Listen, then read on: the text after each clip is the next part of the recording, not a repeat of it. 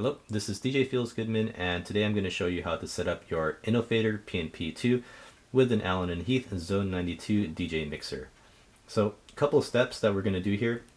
First, we're going to make sure that we've got inputs going into the mixer so we can hear it for testing. I'm going to be using 2 and 3 for left and right channel. And let's see, also we're going to want to make sure that the curve setting is set to full sharp on the mixer.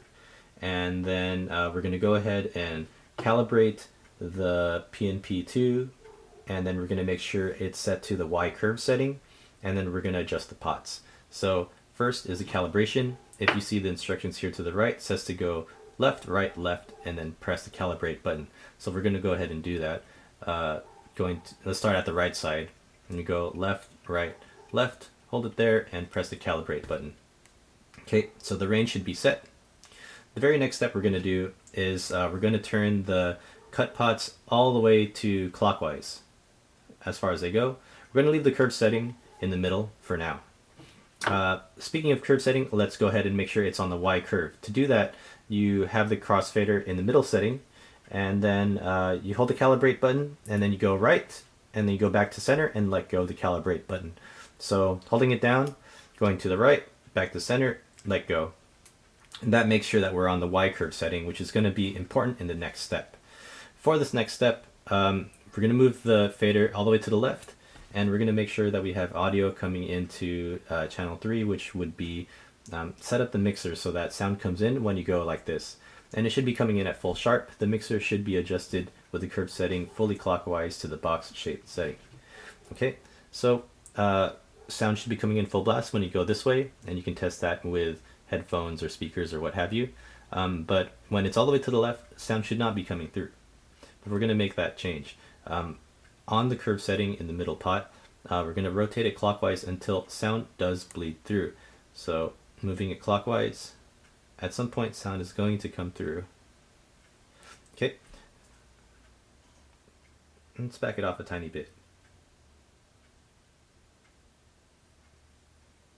Bring it to the point where sound just starts to come through. I mean, it's going to be full blast because of the curve setting on the mixer, but leave it there.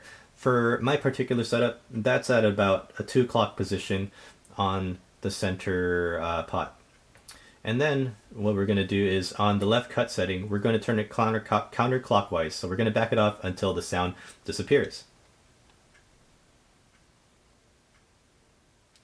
Okay, so for me that's almost close to 3 o'clock, just a little bit past 3 o'clock on the left pot. And with that, you will notice that if you move the fader slightly to the right, sound's coming in. You're going to want to test it though, just to make sure that sound does turn off when you go all the way to the left. Okay, so now I've set it to basically close to nothing actually. If you want to increase the gap, then what you can do is turn the curve slightly more towards 12 o'clock and test there. Okay, but I like a nice sharp curve that's coming in right as soon as possible. That's the whole reason why I bought the Innofader.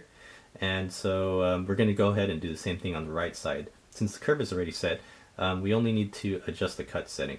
And so if we move the fader all the way to the right,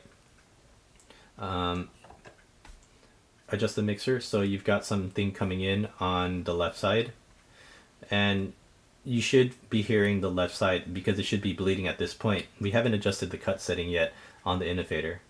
So right now, sound is bleeding through, sound should be turning off. The way it should be set is that sound comes in when we go in this direction.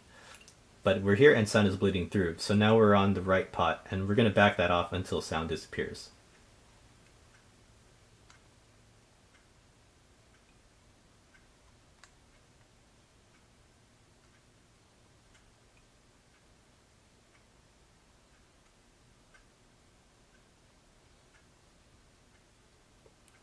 Okay, once again, that's slightly past the 3 o'clock position, just barely, and sound is now disappearing when we're here and coming through when we're here.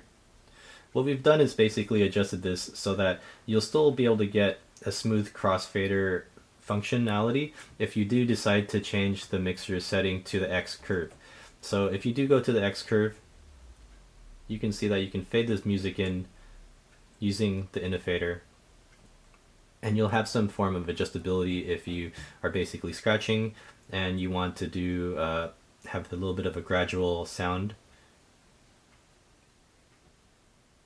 You can still adjust it on the mixer itself. So that's how to get the best setting for your PNP2 and maintain some adjustability via the mixer's control at the same time.